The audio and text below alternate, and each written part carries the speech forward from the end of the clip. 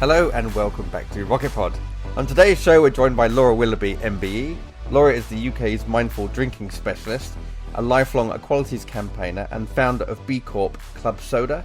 Club Soda has built a community of non-drinkers and provides support to individuals on their journey to sobriety. Club Soda is also a place to buy your non-alcoholic and low alcohol beverages. Laura is an inspiration, really fascinated to dig into her journey as an entrepreneur and campaigner. Welcome, Laura. Thank you. Oh, you're welcome. It's so nice to have you here. So where do we start? For those listeners out there that have never heard of Laura Willoughby, where did Laura come from? Tell us a bit about you, where you came from, and then, come back down to kind of 50,000 foot view, right down to kind of where we are now, and we can dig into some interesting topics and learn, what you're up to. Yeah. So, I'm Laura. I'm got a background in politics. So when you talk about me being a campaigner, that's what I did with my early part of my life. I have been a community campaigner since I was 14, and then I got elected to local government when I was 23 and was a cabinet member. I've done lots of really interesting things. And then, like a lot of people in politics, my career was fueled by quite a lot of cheap white wine. And I decided that I wanted to knock drinking on the head. And I did that when I was 39 or even 38. Gosh, it's 11 years ago now anyway. Let's not dwell on the numbers too much. But I realised that there was a gap for something that felt like Weight Watchers, but with booze. So it's really weird that you can join a community of people losing weight, but there isn't something similar for people who might want to think about the relationship with alcohol, whether that's to cut down, stop for a bit, or quit. I'm very agnostic around what people's goals should be, because they should be personal. And so that's what I set about creating. And I guess there's something about the good timing really that's happened, which is that very quickly I did some research that showed that pubs and bars could be better to their non-drinking customers. And then suddenly some alcohol-free drinks started to appear on the market that filled that gap. And so we did mindful drinking festivals, and we've done 10 of those now. And finally ending it now with actually a specialist shop in Covent Garden. So we've ended up in a very different place. We started off as health tech, and I've ended up in retail and bar. It's a rather spooky thing. That's incredible. So as far as can we just go back a little bit? So your relationship with alcohol, maybe you said you quit when you were 38. Can we dig into some of your experiences? Was it kind of a drinking fueled job, or was it just always available? I mean, obviously it's part of the British culture anyway. It's always available. I don't know anybody who doesn't say they're not in a boozy job. Everyone goes, oh well, my industry's just so boozy. But I think for me, I was always a big drinker. I'm definitely my father's daughter. I was always up for a good night out, and also I was never going to have children, not interested in having children, so I didn't have some of those natural, I guess, breaks that maybe some people have in their early 30s when they begin to think about having kids. And so I could carry on living the life that I was leading in my 20s into my early 30s. But actually the big problem came when I was in a job that I didn't enjoy, when it was, funnily enough, a job that no one cared if I turned up, which sounds blissful, right? But for me, it's really terrible. I'm so needy. I need to be needed, and it really, really damaged my self-esteem. And it was really easy for me to go out for boozy lunches with other people in politics, and my drinking went up, and that's when I began to a couple of things happened. I was scared that my dad died when he was 53 through drink. I was scared that was going to happen to me. And I also was boring myself. Oh my God, what a boring person I was. When you're drinking every other day, I wasn't a daily drinker, but when you're drinking every other day and you're unable to stop, hangovers really do limit who you are. It really saps you of energy. And I think I just knew that I had to do something drastic. All of those attempts to cut down were really just lip service, and what I really needed was to take a break. And very quickly I got addicted to how energetic I felt, which for me is amazing, to just feel like I've got this energy to do the things that I think are important. That's really nicely put. You do wonder sometimes how many people are out there they're just zombies, just going through life, going to a job that they might not like. But it's almost like, if they can get, well, stoned, for the lack of the better word, with booze, just it almost like covers up who you are potentially. So it's almost like, yeah, like you just talked about. It's like almost like a curtain. You open the curtains. It's like, wow, there's a whole new world out there. A lot. I mean, we've got a lot of cultural norms and cultural myths around alcohol, and one of them is actually alcohol lets me be a bit more myself. But actually, it can vary, and without a doubt, probably a few drinks do relax you and allow you to feel a little bit less inhibited, particularly if you might have some anxiety. But the flip side of that is that often you act out of character. You don't act like yourself, and then the hangover means that you don't do the things that you want to do. I certainly feel that I reconnected with my values having changed my drinking, that I became the person that I was when I was 21 and moved to London, that I had the energy to tackle the problems that I felt needed solving and to engage back with the world. I had begun to doubt whether I was a people person because, when you're continually hungover, it's like being like you've only had an hour's sleep a night. You're continually tired. Your ability to hold a conversation, look somebody in the eye, is actually very difficult. And I thought maybe I'm not the people person that I thought I was, but actually it was because I was completely masked behind booze and a hangover. Wow, it's funny. So I can, from my own experiences, I actually felt a bit emotional then when you said that. I've been teetotal for 10 years now, so I just celebrated my decade of non-drinking on the 24th of February this year. And for me, it's almost been like a journey into the present. And, it's almost like the layers of the onion keep getting peeled away. Even now, every day, there's something else that pops up. And it's meant that I've had to face some pretty thorny things, actually. And really, like you said, just having a better understanding of myself and what I want. And just almost like operated in a world where you're being what the world kind of wants you to be, but you're actually forgetting who you are. I mean, we've all had jobs we haven't liked and everything else, but so that does resonate with me. That whole, and that the energy piece is definitely there. The better sleep. I mean, no hangovers. Absolutely. And life isn't perfect when you give up drinking. You get the same, stuff that everyone else gets, which is, difficult days and all those sort of things. But I'm so much more resilient. And I just think that, I call it like 100 little epiphanies after I gave up drinking, because I learned so much about myself. There's a suggestion that your emotional intelligence is quite stunted based on when you started drinking. And so, that was 14 for me. And suddenly, for the first time, I had to deal with lots of social situations and lots of emotional things without drinking. And I learned a lot very quickly. And that's put me in good stead. So you're right. My sobriety keeps on giving, because I couldn't do any of the things I do now if I was still drinking. I wouldn't be able to tackle the difficult things that I do in the way that I do if I was still drinking. So I think that's there's a lot of truth in all of that. So I mean, what I always say to people is that it doesn't do you any harm to take some time out, right? It's not going to kill you. Take some time out of drinking. No one's saying you have to be sober forever. But I was in a situation in my job where I thought I couldn't leave my job until I gave up drinking. But what I needed to do was move my job so I could give up drinking. And actually, it was when I moved job to something that I was really passionate about that I realised that I was fucking up this opportunity that I had. And that if I didn't stop drinking, I wouldn't be able to do this. And so, sometimes things have to happen in a different order than you think. Oh, we've got some lag on the line, maybe. Ooh. No, just thinking, actually. You're thinking? That was your resting thinking phase. That was my rest. Yeah. Did I look like I froze? Xander, do you have any do you have any comments? So this is Xander, our new co-creator. Actually his very debut co-hosting episode. Hello everyone. Yes.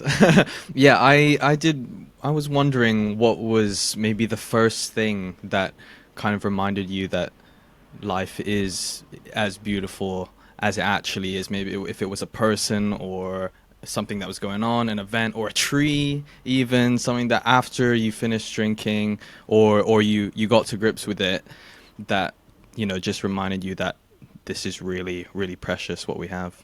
Yeah, so I think if I people often ask you what meant that you made the decision. I had a stack of Quitlet next to my bed that had been there for ages, mainly covered in red wine stains. And I think a couple of things happened. One is I began to frighten myself. I think I'd watched the rugby one weekend that started at like 9 in the morning, and I drunk quite a lot with my brother over the weekend, and I felt very shaky and jittery on the Monday. And I thought, I'm going to have to do something about this. And I'm also now in a job that I really, really want to do and enjoy, and I'm going to screw this up. I felt embarrassed because I thought that I would stink of alcohol when I turned up in the morning. But also, I guess subconsciously, I was picked to be a volunteer at the Olympic Games, which I desperately wanted to do. I'd done quite a lot on the bid in my political career, and I'd really wanted to be there. And I guess in the back of my mind, I was probably thinking, I'm never going to get to the Olympic Park at 6 a.m. So what happened after giving up drinking is I actually went on a day course. The day course I thought was unethical and wrong, and I'd never suggest anyone do that particular course.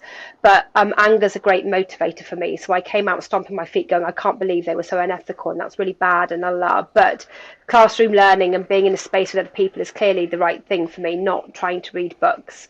And so I came out of that with a bit of a purpose. I had accidentally put in place a lot of really good behaviour change things that help. I had told my friends, I had set a date, I had done something on that date.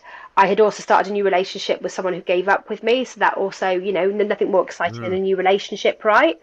And although that didn't last, it certainly served the purpose for both of us. But the real turning point was at the Olympics, which turned out to be 3 months after I gave up drinking. And I think 3 months is a really good point because for 3 months, your body's sort of getting rid of the alcohol. I did napping for England, I can tell you. And I ate so much sugar, it was unbelievable. But they're all good. That's all right. But at 3 months, there was something like it's like suddenly my energy returned. And honestly, I'd sit on the bus or be on my moped and I'd get to the Olympic Park at 6 in the morning and I would feel like I was an athlete. It's a level of energy I've not felt for, you know, probably a good decade. And it was absolutely amazing. And I thought, and I just kept thinking to myself, I would have missed this opportunity to see a world-class tennis player change his shorts in our office, or drive the American tennis team, or you know, all of these things that I did in the Olympic Park. I just all the way through was going, oh my God, I wouldn't have been able to do this. I wouldn't have been able to do this. Because even if I had managed to make it to the park, I'd have looked awful, and I would have probably been a bit miserable and tired, and I would never have fully enjoyed that experience of what I basically did was drive loads of athletes around the Olympic Park, which was amazing. That's a really nice vision. Well, I can picture it. So, could you comment on the triggers? You said you were very angry when you went to this day course. I'm just sorry to take it back there, but it's just that kind of interests me. So, what was wrong with this course? Presumably, it was a course to stop drinking, was it? Yeah, and if you just have to remember, I've got a long background in public service and public sector, and I believe in quality services that are thought through properly.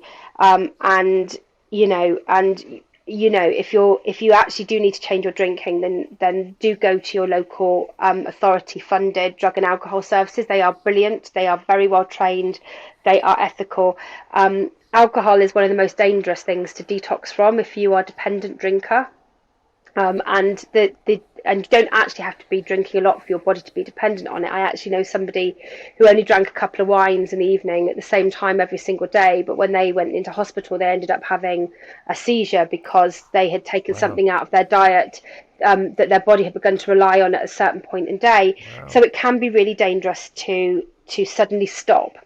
And in the room with me were people who were clearly drinking more than me. Somebody who had actually been in hospital and told by his doctor that he had to stop drinking. But they were all told to go out the room and immediately stop, with no ongoing support or checks or even the proper advice that said, if you get headaches, have somebody with you. If you get headaches, please go and speak to a doctor, all of that sort of stuff. Now, of course, those occasions can be rare, but they can be fatal, right? And, every connection you have with health services do need to be ethical and properly guided.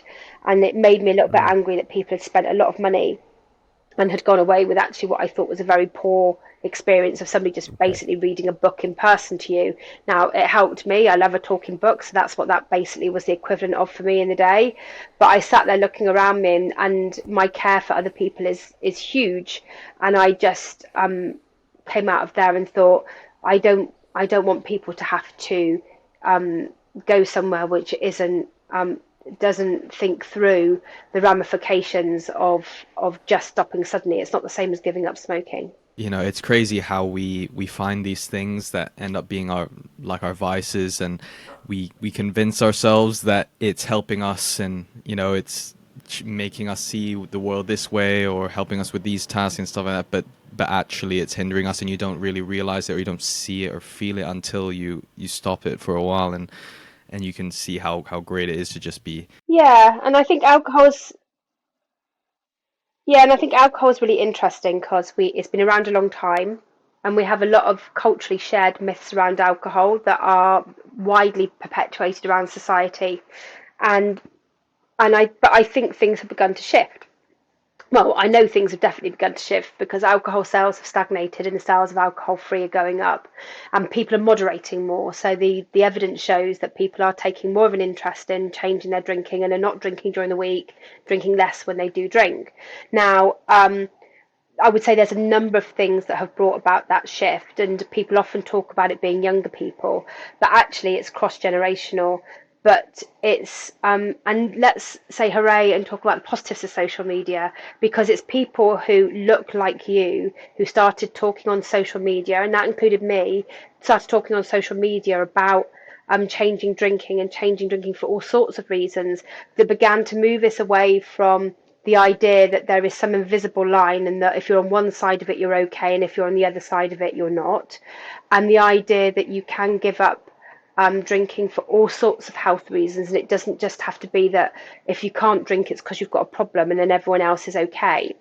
In some ways, some of the 12-step program stuff that's been around a long time has helped perpetuate some of those myths too, that you know there's an alcoholic and there's not, and otherwise you're not an alcoholic, and there's a line. Well, you know, alcoholic is not a medical condition, it's a identity, and we're all drinkers and somewhere in the middle of all of that. But what happened was younger people started to talk about giving up drinking, and largely to do with alcohol, to talk about going alcohol free, particularly for mental health. And I think that's what's happened is a couple of things in tandem. The big discussion about mental health is about it has been really positive for changing drinking. It's allowed people to go, you know what, I thought I was drinking to alleviate my anxiety, but actually it's been making it worse. And now that you've helped me make that link, I know that in order to improve my mental health, changing drinking will really help that. And I see that in my age group. So we're the Ladette generation, we're the biggest generation of women drinkers that there's ever been. Like literally, we fought for equality through pints. And so you know, but everyone in my age group, they're very now open about talking about mental health and why change drink for mental health, whereas mental health was such a taboo subject even just 5 or 6 years ago that you would never have even put those two together into a sentence. So we're doing a lot of vicarious learning through each other on social media, and it's giving everyone the confidence to, you know, call it out really and say, you know what, I might moan about feeling tired a lot, but it's not because I don't sleep in time, it's because I'm smashing back a bottle of wine in the evening before I go to bed. Or I might worry about type 2 diabetes, but there's no point cutting out all the sugar if I'm not also cutting out the booze. So, you know, I think we're being a bit smarter and clever about going, you know what, you know, whatever we say about alcohol, we know it's not doing us any good. Yeah, that's interesting actually. I like the idea of just recognizing the positives of social media too, because you can do a lot. It could do a lot of good, and actually sometimes I think actually there's more good than bad. I know people misuse it, and that's another addiction for another conversation. When the good is good, it's very good, and when the bad is bad, it's absolutely terrible, and that's the problem with it's all about extremes, isn't it? Yeah, it is. I did want to ask, do you think that that's the case now, maybe with the rise of the use of marijuana being legalized as well, and just in general, people being more aware of all of these things that are happening in our world and that's holding us back from, living healthy lives and stuff like that? I mean, I don't know enough about drug data. My biggest concern about drugs isn't the use of drugs, but the other stuff that happens around it, like people trafficking and the crime and, county line stuff and all of that. And so therefore, that leads you to a whole other discussion around public policy and whether you treat things as crime or as health related issues. But, we put alcohol on a pedestal as being a socially acceptable and legal product that quite possibly, but we don't have the health economics to show it, does more harm than some other types of drugs. So sometimes we can be a bit duplicitous or a bit contradictory about how we talk about things, some things being okay and others not. So I think we shouldn't pit one drug against another. We should have proper policy discussions and have some bravery about how we deal with them. And we should also look at what the other ramifications are. When there was prohibition in the States in the 1920s, it caused all sorts of crime, right? So, would you prohibit alcohol now and create basically what is a whole crime black market? Or do you find a different way of dealing with it and accept also that people have to make choices about what goes into their body? And therefore, how do you make sure that people have all the right information and that information is communicated appropriately for every single substance that you put into your body? So, and you can get into the whys and wherefores of what you think should be banned or not, but banning things doesn't always create the solution that you think. Mm-hmm. It strikes me as well that it's almost like if you start with the end in mind, it's like, what kind of lifestyle do you want to lead? Obviously there's lots of benefits as far as more energy, better mental health, all these other things, but these things can actually help you actually shape the life you want. So this whole mindful drinking movement, in fact, I've actually never been to, I need to come to a club soda event because I've heard lots about them. I've never actually been to a mindful drinking social situation. I've kind of felt like a bit of a lone wolf on my journey, but actually some of my favourite interactions with my friends are over breakfast, and okay, there's a bit of caffeine flowing, but it's normally high energy, everyone's alert, and you have amazing conversations. So I've never done that in the evening with a bunch of non-drinkers, like-minded people that are looking after themselves. And there was nothing when you gave up drinking 10 years ago, the same as I gave up 11 years ago, James, and there was nothing out there for me either. So the fact that there's now, you can go clubbing with House of Happiness on a Saturday afternoon in one of London's best clubs is amazing. That, oh, that's cool. That Sober and Social do a monthly social meetup in a lovely private members club is absolutely amazing. And, we do cocktail classes and all sorts of stuff. They're all quite new, but they are actually really important because being in a room with people and doing things that are social without alcohol is A, good practice, and B, means that you realise you aren't alone. I always felt a bit weird that we got pissed together, but you had to get sober alone, which shouldn't be the case, right? Brilliant. I love it. I love it. And I threw myself into going to the pub immediately after giving up. I wasn't going to stop being a social being. In fact, I just became even more social because, like you said, you could fit in so much more socializing if you're like, weekends are so long, and then and like you, I have something called the Poached Egg and Marmite Swim Club, where we meet in the morning for a swim in an open top pool in London and then go for poached eggs and Marmite on toast. And that's one of my favourite socialisings in the week, which is 2 hours before breakfast. I've had a lovely time with friends before work. That's like amazing. That's like superhero level of feel, right? Being able to socialise for 2 hours before work. Okay, I can relate to that, Laura, because this morning I was sitting in a sauna with actually the former former chairman of Liars Drinks, who so Guy Hitwell, and so I've been doing a couple hours for myself in the mornings because you can I wake up at 5 5 o'clock or something. But yeah, and I'm no longer poured out of the club at 3 in the morning. I go back. I am at that same club, but at 7 in the morning instead. It's quite funny. so you're getting a jump on the day, which does give you the edge a little bit, doesn't it? But that doesn't. Yeah, but it doesn't. What I would say to people is, don't feel daunted, because that, for some people, that idea still would scream. That sounds awful to a lot of people, even if you have given up drinking. But what it allows you to do is to lean into things that you've always wanted to do, or passions that you had that you let drop. So I've been speaking to quite a lot of people recently for a new podcast series I'm doing, on what people are doing now with their time. And I've spoken to people who have taken up DJing, which is because music was so important to them when they're younger, and they've now had time to pick that back up, or writing books, or doing all sorts of things. And there is a next round. That next round can involve many more things, and trying lots of things, and and exploring and discovering who you are and what you like and what makes you happy. Mm-hmm. Well, I think, like you said, your weekends are longer. You've got more time. You're not hungover in the mornings, so you've got all that extra free time. Plus, you can get up earlier because you're not nursing a hangover from the day before. So there's just a bit more time, even though you got the same amount of time than you always ever did, and you're more aware of what you might need as a human. Whether it's physical or spiritual, or or you even develop new interests. And it's amazing how you might realise how you had subconsciously organised your life around hangovers as well. So I remember realising that I would never book anything early in the morning. I would never do anything that would, because I just always knew I wasn't going to be available energetically.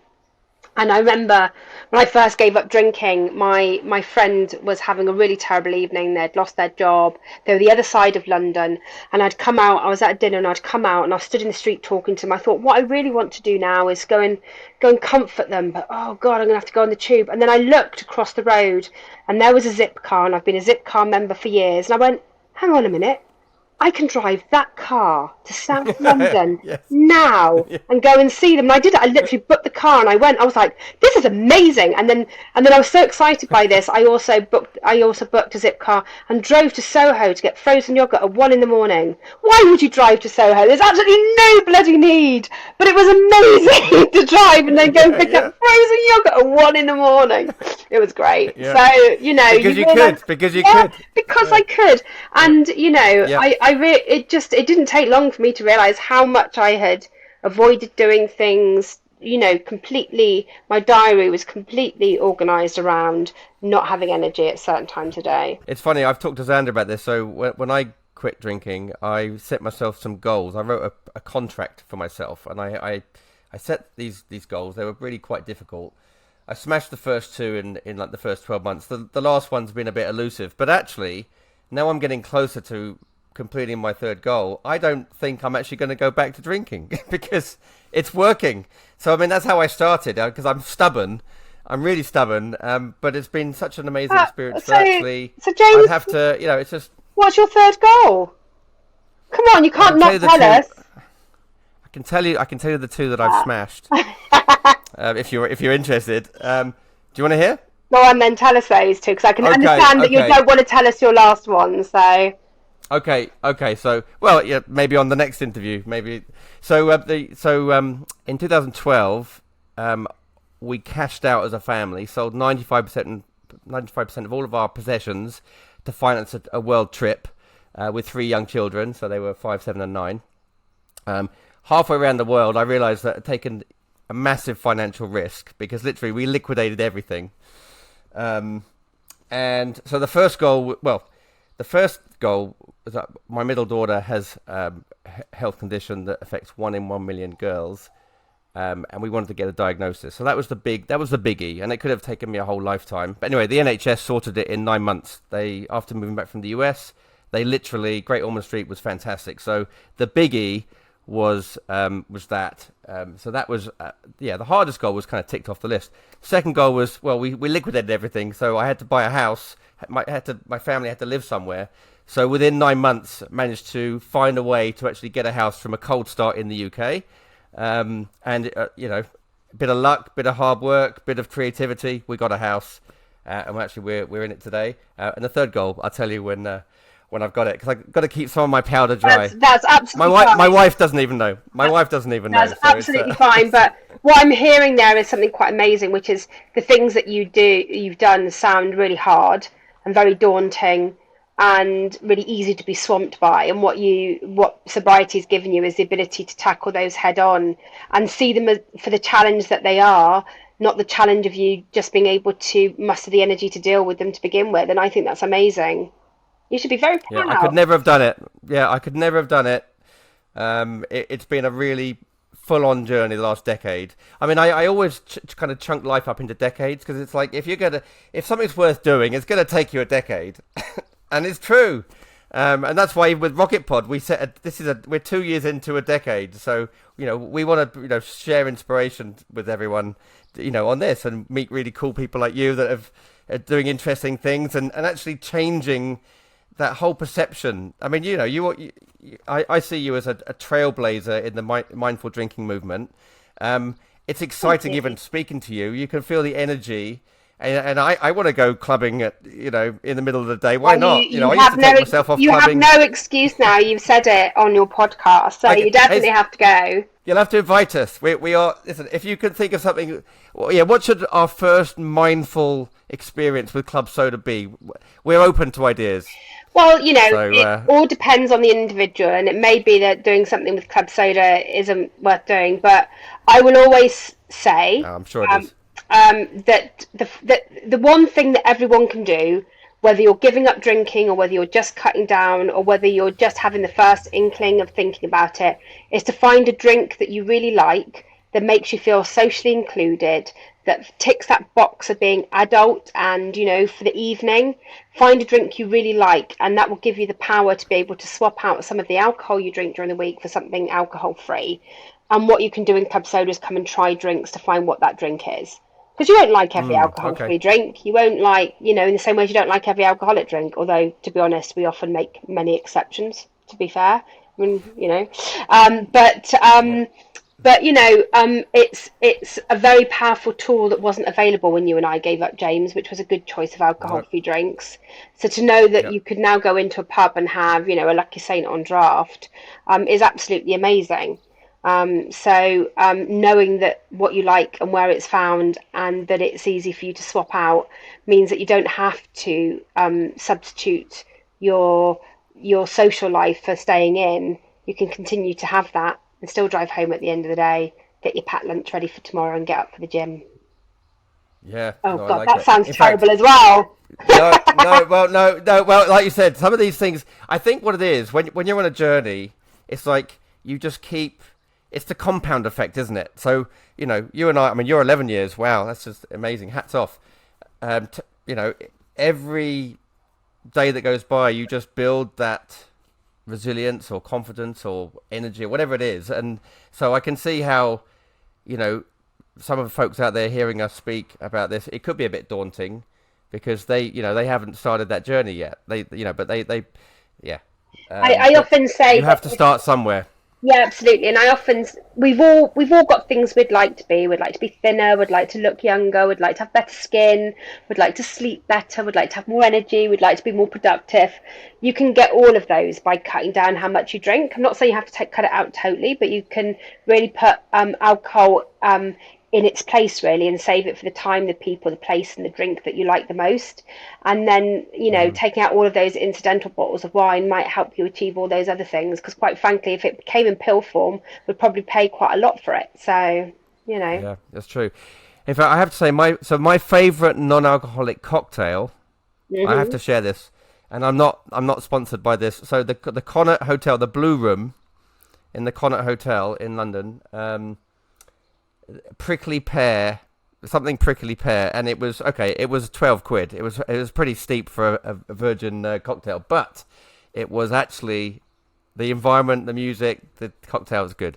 That's my favorite so far. So, And I haven't actually had one that's better than that. So well, yet. you definitely need to come and try our cocktails in the tasting room because they're absolutely superb. And you're right, Okay. you're paying for lots of things. Bartending is very much like, or cocktail creation is very much like being a chef these days. There's a lot of Yep. work that goes in to get the Yep. balance of flavors Yep. right. And a really Yep. good alcohol-free cocktail Yep. has to find other ways to create body and flavor, which alcohol does just by virtue of just existing. So that took a lot of work from the Connaught to do. And then, of course, you're paying for the experience anyway, that beautiful music, the Of beautiful course. ambience. Exactly. Yeah. Oh, it's brilliant. No, I loved it. It was a great experience. I recommend it if anyone hasn't tried that. What's your favourite cocktail, Laura?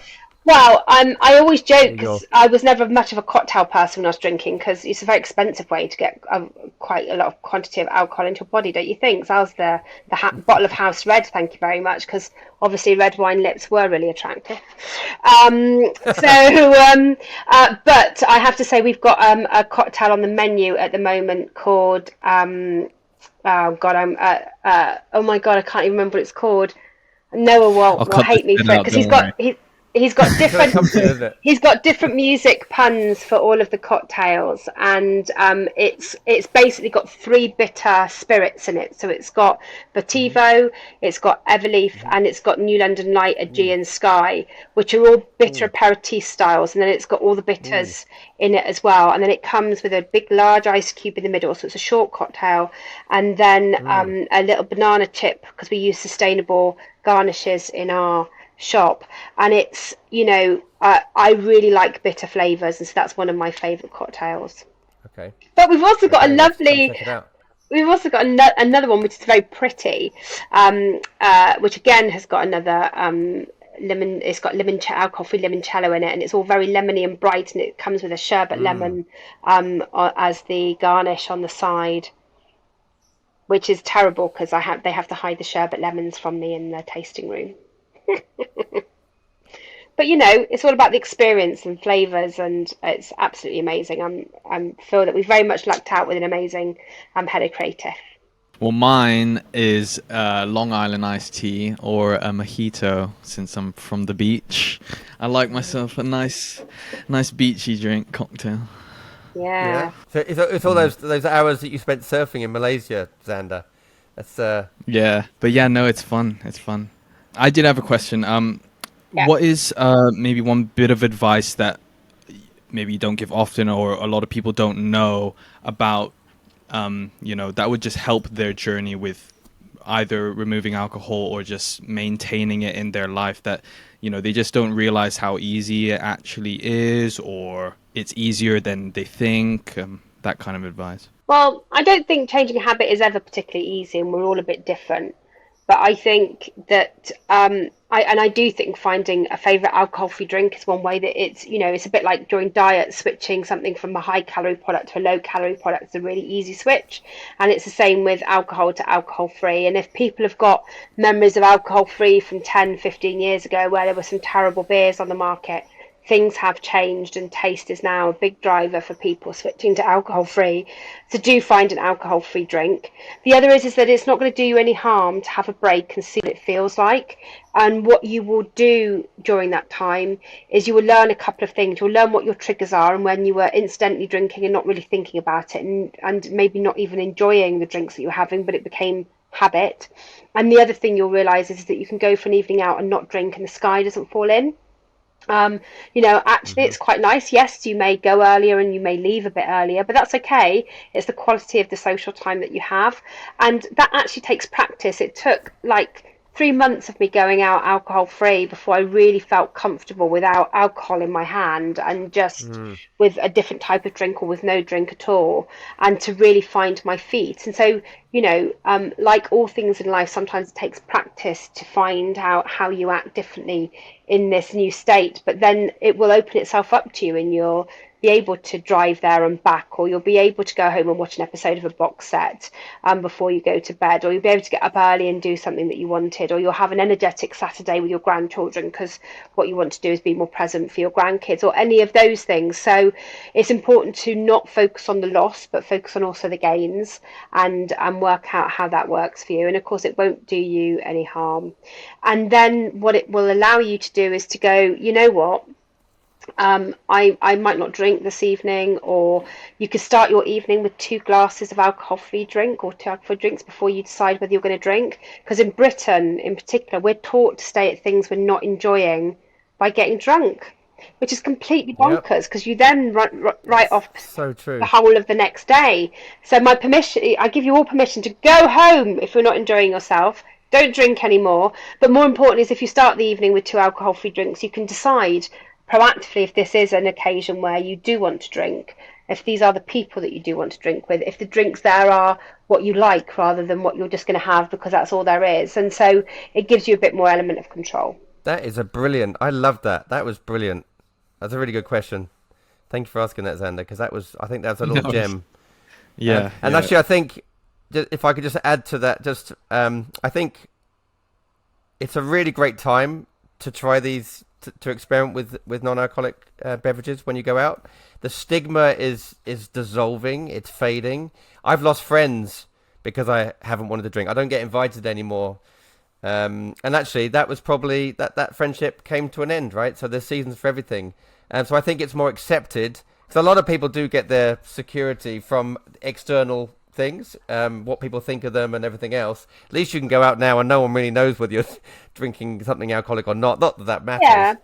Well, Because really, it, but I mean, it does matter. We are very social beings, and feeling included is and socially included is really important. And when I do talks at trade shows about why venues should have more alcohol-free options, I tell them there are 2 really important things in the glass on an alcohol-free drink. Firstly, it feels like a reward. It's not the thing that you've been drinking all day to rehydrate. It's not your tea. It's not your soda.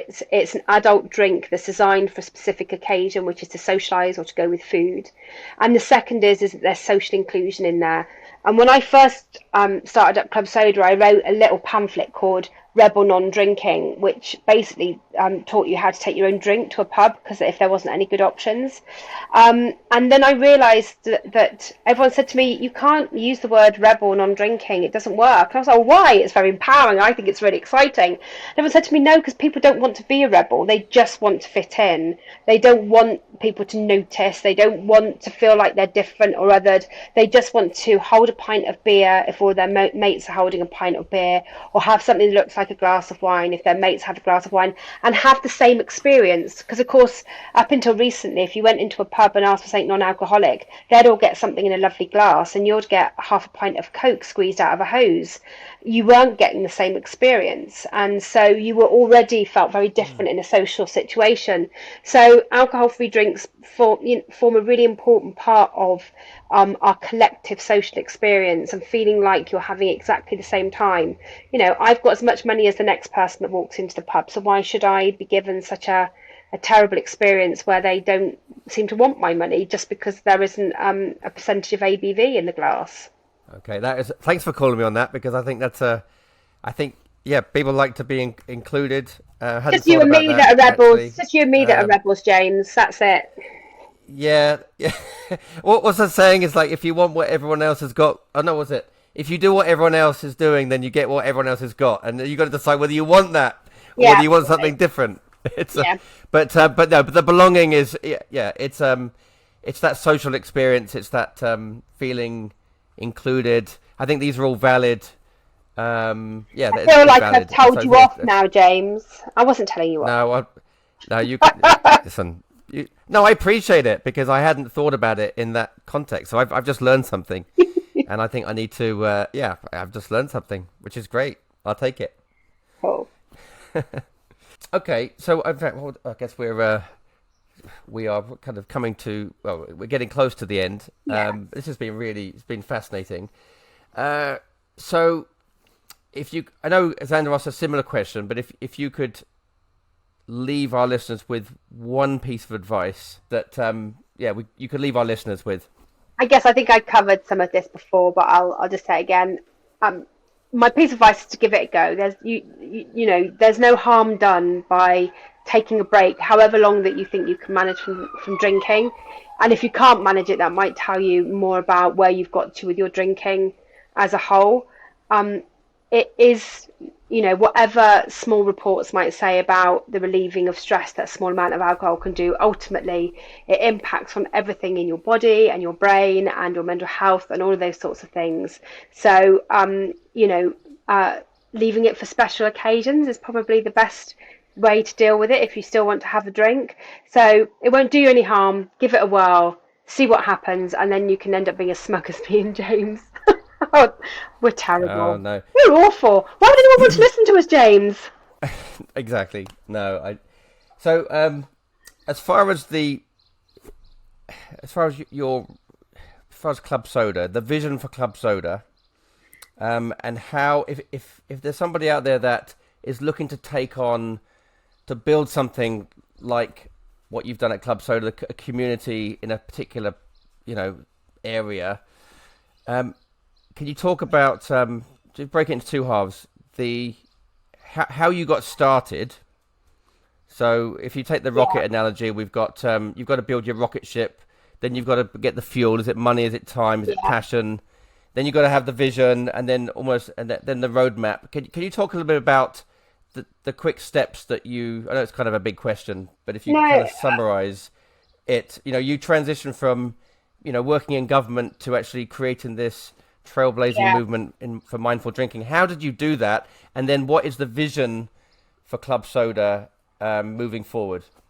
Yeah, so what I'd say is never take business advice from me. I am I'm very not motivated by money, and you can see how Club Soda has progressed because I'm a campaigner and I see the barriers that I want to break down and things I want to change in the world. What I'm most excited about is that I've found a way to do that by using business and not needing to set up a charity, which I think is a really interesting way to go about doing things. But we're basically not the business that we started off as. We started off as a community of change and courses that help people change their drinking. And whilst we still have that in the background, what we've done is lent into one particular behaviour change technique that has a way of that we can deliver it right now, which is helping people discover alcohol-free drinks and giving them a place to buy them, and supporting more alcohol-free drink makers to come onto the market. It's not where I expected to be, and I've gone from being digital to bricks and mortar, and bricks and mortar itself is a really hard thing. We are completely self-funded. And so we now are looking for investment, which, 8 years on from setting up your company is quite a long time to do that. But it means that I've been working for very, very little money for a very long time, and I'd like to change that. But I also want to expand our reach, because the more that we can share with people the drinks that they can swap into their diet, the more we'll help people realize that they can change their drinking. It's easier than they think, and that there are more options and choices for them now, and that peer pressure disappears. And that's why we're leaning very much into this particular behavior change technique. Some people will see it as a market vertical. I see it as a behavior change technique. I would still say to people that if I was to learn from my experience, that you should still believe the maxim of doing one thing and doing it well, because I do many things, and I'm full up to the brim with all the things that I now need to do to manage all of those.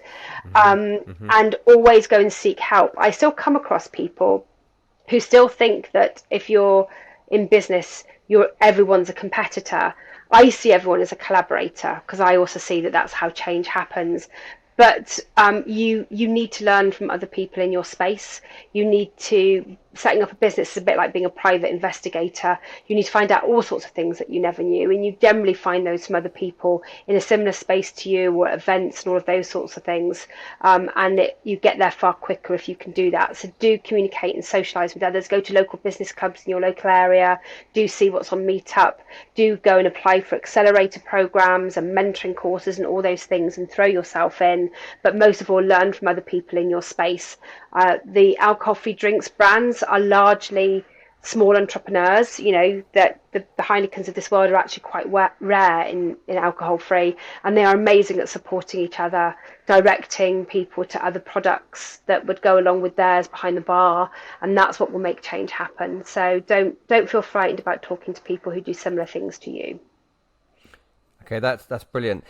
Also, is there any individual that you have met in your journey that is doing things completely different to anybody else that you are inspired by? Yeah, I'm very lucky that we're on the Help to Grow program, which is a government supported program for businesses like ours that want to grow. We've been given a mentor, which is Emily from Oddbox. And if you don't know Oddbox, they do a weekly box of over surplus or wonky fruit and veg. And we were really Okay. pleased to have her as a mentor because they're a B Corp as well, and also because I get an odd box every week.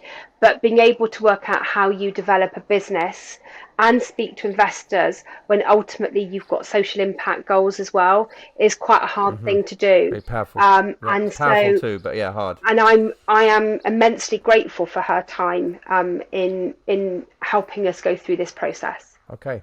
Okay, that's excellent. Is there anybody you'd recommend that we interview? Just knowing knowing us a little bit and knowing the nature of what we're about.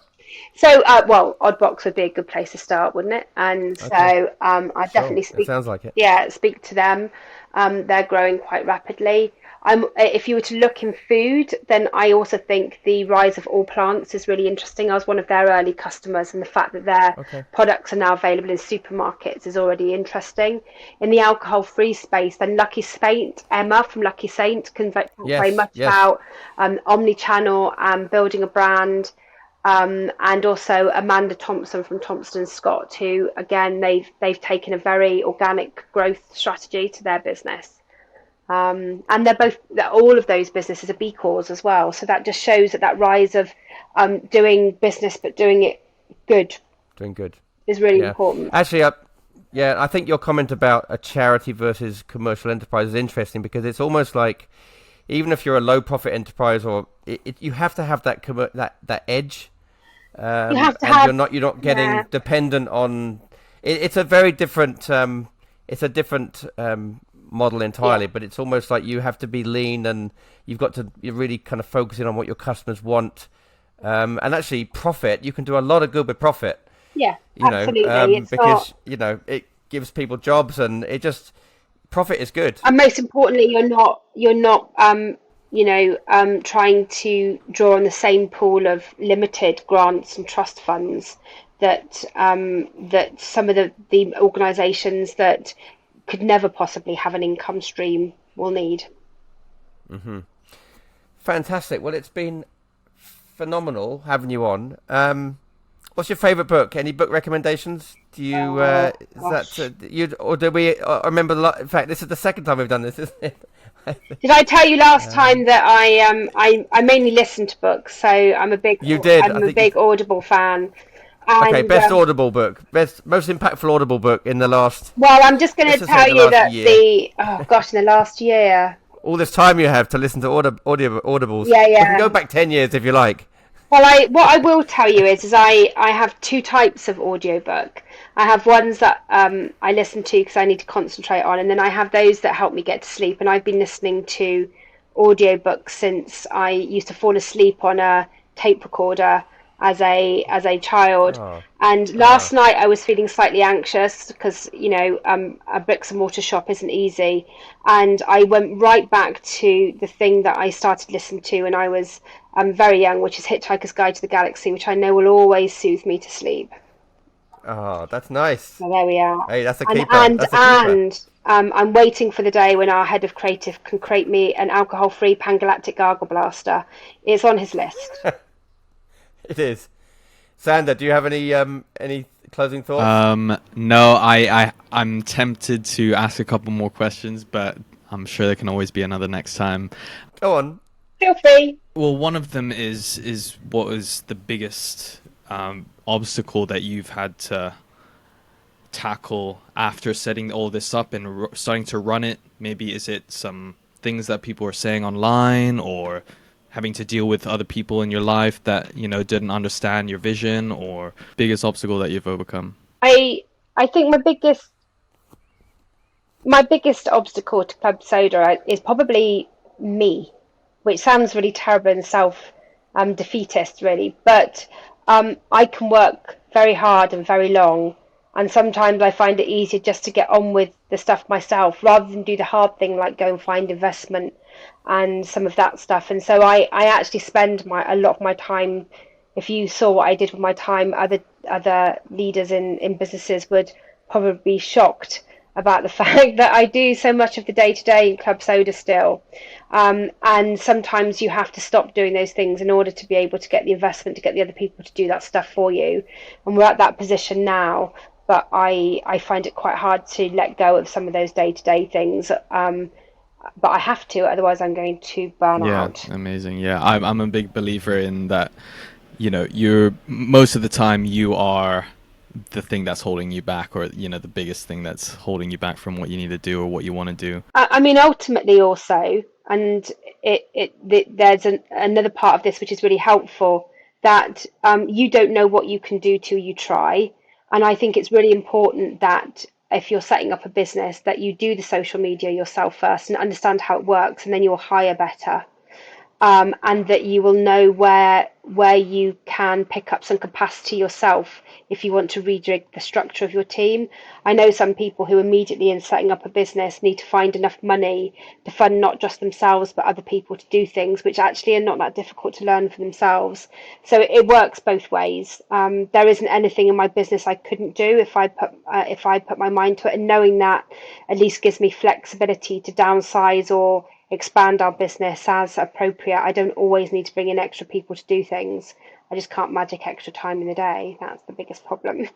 Yeah, I think there is a way you can actually use that to your advantage if you you're the kind of person that really gets their head around things. But it's knowing when you've got your head around it, it's then how can you then hand it over to somebody else, and then there'll be something else that you have to get your head around, and then hand it. So there is. So I think actually.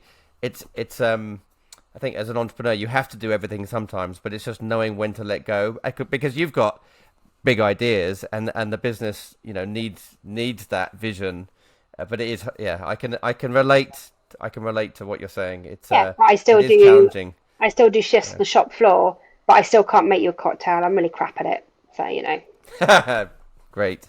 So how do people find you, Laura? So you can find Club Soda at 39 Drury Lane in London's Covent Garden. So it's on the corner of Drury Lane and Longacre. Just type in the Club Soda alcohol-free tasting rooms. And you can find us joinclubsoda.com and at Join Club Soda. Fantastic. We're a shop and a bar, and we're open late on a Thursday, Friday and Saturday. So do come on in or book a table. Yay, amazing. Okay, well, we will. Right. Well, we'll post you out on social. When are we launching? When are we actually going to release this? Saturday. Xander? Saturday is going to come out. So, Saturday. Yeah. Oh, right. Quick. Xander's got some editing to do. All right, bye. All right, Okay. thank you. Great. Take care, Laura. You take care. You Great too. to talk Bye. to you. Bye-bye. Bye-bye. Thank you for listening to today's episode of Rocket Pod. When you get a moment, we'd love it if you could jump over to whatever platform you're listening to Rocket Pod on and leave a quick review. We love all your messages. It helps us get exposure to inspire and share more stories like this one with Laura today. And of course, a big thank you to Laura. Really appreciated her candidness to talk about her journey to sobriety. 10 years, well, close to 10 years. That's quite an achievement. And I think even learning about the fact that every situation is different. So, just going cold turkey might not be the right path for everybody. To be mindful about abstaining or your journey to remove alcohol from your life, but I think the benefits were obvious. There's a new energy in social situations, being present, being mindful.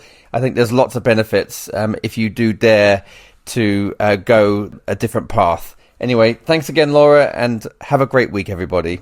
Bye bye.